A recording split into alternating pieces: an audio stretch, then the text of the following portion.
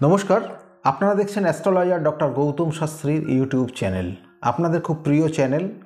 আমাদের এই চ্যানেলে বিভিন্ন ধরনের প্রোগ্রাম করা হয়, বিভিন্ন ধরনের বিষয় নিয়ে আলোচনা করা হয়। যেমন এখন যেটা চলছে, বিশেষ করে 2025 সাল যারা বৃষ রাশির জাতক জাতিকারা রয়েছেন তাদের কেমন যাবে সেটা নিয়ে আজকের আলোচনা থাকবে।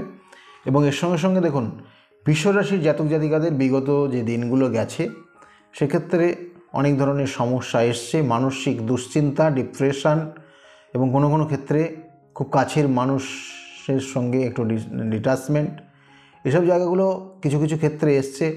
এবং কোনো কোনো ক্ষেত্রে হয়তো বিবাহিত জীবনেও অনেকের সমস্যা এসছে। দেখা গেলো একই ছাদের নিচে দুজন না থেকে আলাদা হয়ে আছেন। তো এই জায়গাগুলো কিন্তু বৃষ রাশির জাতক জাতিকাদের বিগত বছরটা ছিল।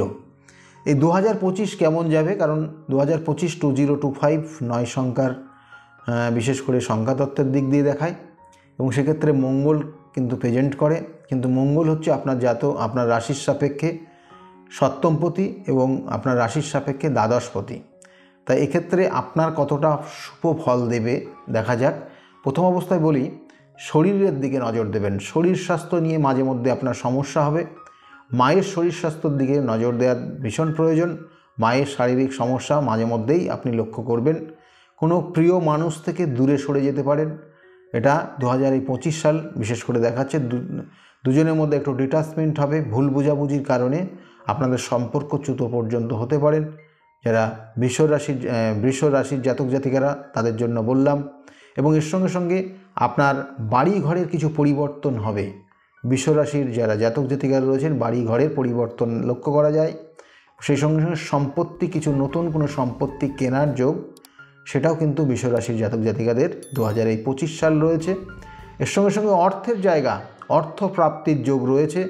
2025-এ বেশ কিছু অর্থ প্রাপ্তির যোগ রয়েছে, যেগুলো জমানো অর্থ কোথায় হয়তো সঞ্চিত করা ছিল বা কোথাও অর্থ গচ্ছিত রাখা ছিল, সেক্ষেত্রে আপনি পাচ্ছিলেন না, সেই অর্থ হঠাৎ করে পাওয়ার যোগ রয়েছে বৃষ রাশির জাতক জাতিকাদের। এবং এর সঙ্গে সঙ্গে বৃষ রাশির জাতক জাতিকাদের ক্ষেত্রে কর্মক্ষেত্র, কর্মের যে জায়গা, কর্মক্ষেত্রেও কিছু পরিবৃদ্ধি বৃদ্ধি পাবে এবং কর্মক্ষেত্রে কিছু দেখবেন উন্নতির লক্ষ্য করবেন বা প্রমোশনের জায়গা রয়েছে বৃষ রাশির জাতক জাতিকাদের ক্ষেত্রে। এবং বৃষ রাশির জাতক জাতিকাদের বাড়ি ঘরের কিছু পরিবর্তন যেমন হবে বললাম, কিন্তু বাড়ি ঘরের দিক দিয়ে একটু লক্ষ্য রাখতে হবে। বাস্তু সংক্রান্ত কিছু সমস্যা তৈরি হতে পারে এই 2025 সাল, সেটার ক্ষেত্রে কিন্তু অবশ্যই লক্ষ্য রাখার দরকার। আর তার সঙ্গে সঙ্গে বৃষ রাশির জাতক জাতিকাদের যাদের ব্যবসা করছেন, ব্যবসার ক্ষেত্র প্রথমের দিকে, বছরের প্রথমের দিকে একটু ডিস্টার্ব রয়েছে, তারপরের থেকে ব্যবসা বাণিজ্যের জায়গা ভালো হবে। চেষ্টা করুন এবং ধরে রাখার চেষ্টা করুন। আর অর্থ খরচের ক্ষেত্রে একটু সমস্যা রয়েছে। মানসিক দুশ্চিন্তা কোনো কোনো ক্ষেত্রে থাকবে, যেটা রিলেশন রিলেটেড। এটাও কিন্তু যারা বৃষ রাশির জাতক জাতিকাদের রয়েছে সেটা বললাম। যারা চাকরির জন্য চেষ্টা করছেন তাদের ক্ষেত্রেও বলবো যে বৃষ রাশির জাতক জাতিকাদের চাকরি বা কর্মক্ষেত্র শুভ কানেকশন রয়েছে। কারণ কর্মক্ষেত্রে যেমন একটা বললাম যে যারা কর্মের মধ্যে রয়েছেন তাদের কর্ম কিছু পরিবর্তন লক্ষ্য করা যাচ্ছে। এবং হঠাৎ করে দেখা গেল আপনার বেসরকারি কোনো সংস্থায় থাকলে সেই কর্ম পরিবর্তন হয়ে নতুন কোনো কর্মের জন্য চেষ্টা করতে পারেন বা কর্মক্ষেত্র নিয়ে একটু সমস্যার জায়গা রয়েছে। সরকারি জায়গায় কর্ম করলে পারে তাদের ক্ষেত্রে কর্মস্থান পরিবর্তন হয়ে যেতে পারে, সেটার কিন্তু জায়গা রয়েছে বৃষ রাশির। সেক্ষেত্রে একটু সতর্ক থাকবেন। এবং এর সঙ্গে বলবো যে আপনার ক্ষেত্রে আপনার গৃহের কিছু শত্রুতার জায়গা তৈরি হতে পারে, অর্থাৎ আপনার পরিবারের মধ্যে কোনো শত্রুতার জায়গা তৈরি হতে পারে এবং সেটা আপনার ক্ষেত্রে সমস্যাদায়ক হয়ে যেতে পারে। সেক্ষেত্রে সতর্ক থাকবেন। মায়ের যেমন শরীর স্বাস্থ্যের জায়গা বললাম একটু সমস্যা, এবং এর সঙ্গে সঙ্গে জন্মস্থানের কানেকশন অনুযায়ী আপনার ক্ষেত্রে কিছু শত্রুতার জায়গা রয়েছে। সেই শত্রুতা কর্মক্ষেত্রেও থাকবে এবং বাড়িতেও থাকবে। এবং হঠাৎ করে আপনি ভ্রমণের ক্ষেত্রে আপনি দেখবেন খুব উৎসাহী হয়ে পড়েছেন। বৃষ রাশির জাতক জাতিকারা ভ্রমণের ক্ষেত্রে উৎসাহী হবেন এবং বিভিন্ন জায়গায় ভ্রমণ করতেও আপনি যাবেন এই 2025 সাল, সেটা দেখাচ্ছে। এবং এর সঙ্গে বৃষ রাশির যারা জাতক জাতিকারা রয়েছেন তাদের বিশেষ কয়েকটা পয়েন্ট এখানে দেখাচ্ছে, যেটা হচ্ছে যে সম্পত্তি সংক্রান্ত কিছু ড্যামেজ জায়গা আসতে পারে। মানে আপনার সম্পত্তি হবে ঠিকই বললাম, কিন্তু সম্পত্তি সংক্রান্ত কিছু ডিস্টার্ব জায়গা তৈরি হয়ে যেতে পারে, সেক্ষেত্রে একটু লক্ষ্য রাখবেন। আর তার সঙ্গে সঙ্গে যারা স্টুডেন্ট রয়েছে, স্টুডেন্টদের ক্ষেত্রে বিশ্বরাশির জাতক জাতিকাদের একটু মানে পড়াশোনার মনোযোগটা অনেক গুণ বাড়াতে হবে, না হলে কিন্তু একটা সময় রেজাল্টের ক্ষেত্রে দেখবেন যে আশা অনুরূপ রেজাল্ট হচ্ছে না।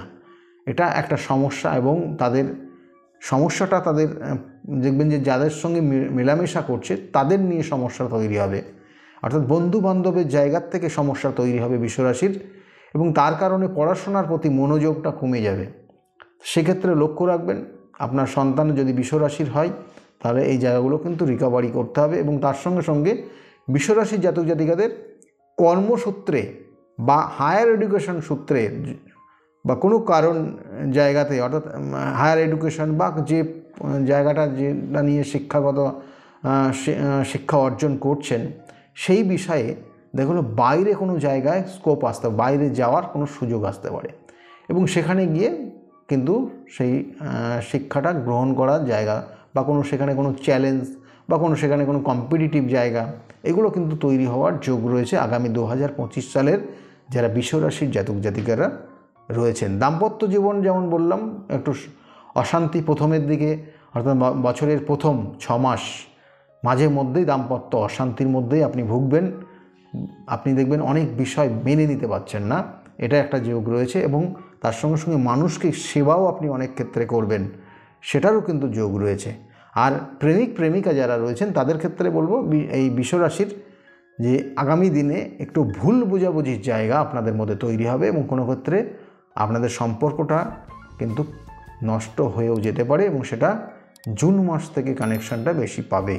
অর্থাৎ এখন যদি আপনার দেখবেন যে বিগত নভেম্বর, অর্থাৎ এই নভেম্বর থেকে শুরু হয়ে গেছে, গত নভেম্বর থেকে আপনাদের মধ্যে দেখবেন সম্পর্কের জায়গায় একটু তিক্ততা তৈরি হচ্ছে, ঝামেলা তৈরি হচ্ছে, মাঝে মধ্যেই ভুল বোঝাবুঝির জায়গা তৈরি হচ্ছে, এবং এটা এইভাবে চলতে থাকবেন জুন মাস পর্যন্ত। তারপরে কিন্তু হঠাৎ কোনো সিদ্ধান্ত আপনারা উপনীত হতে পারেন।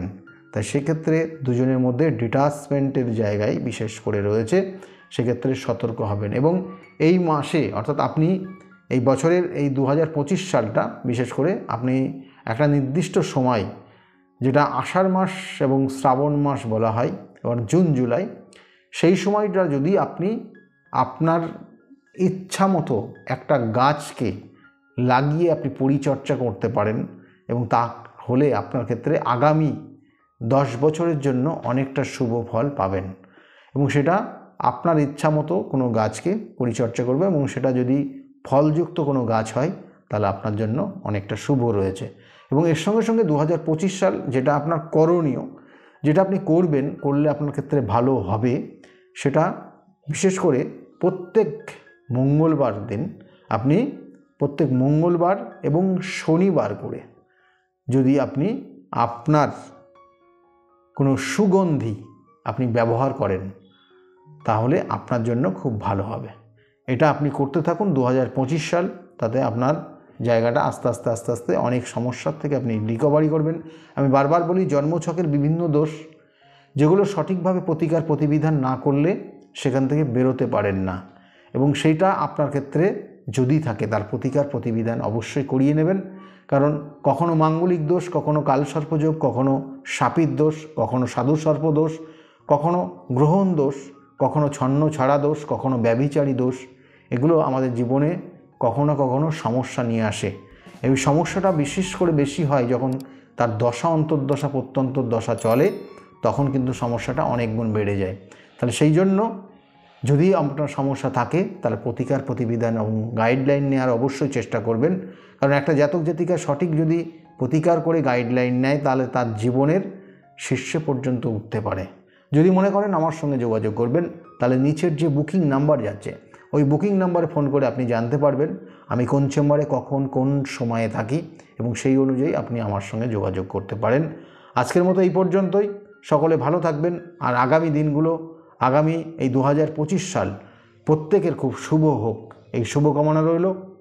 সকলে ভালো থাকুন। আর চ্যানেলটাকে যারা এখনও সাবস্ক্রাইব করেননি তাদের উদ্দেশ্যে বলবো, চ্যানেলটাকে সাবস্ক্রাইব করে পাশের বেল আইকনটাকে ক্লিক করে রাখুন, সঙ্গে থাকুন। সকলে ভালো থাকুন।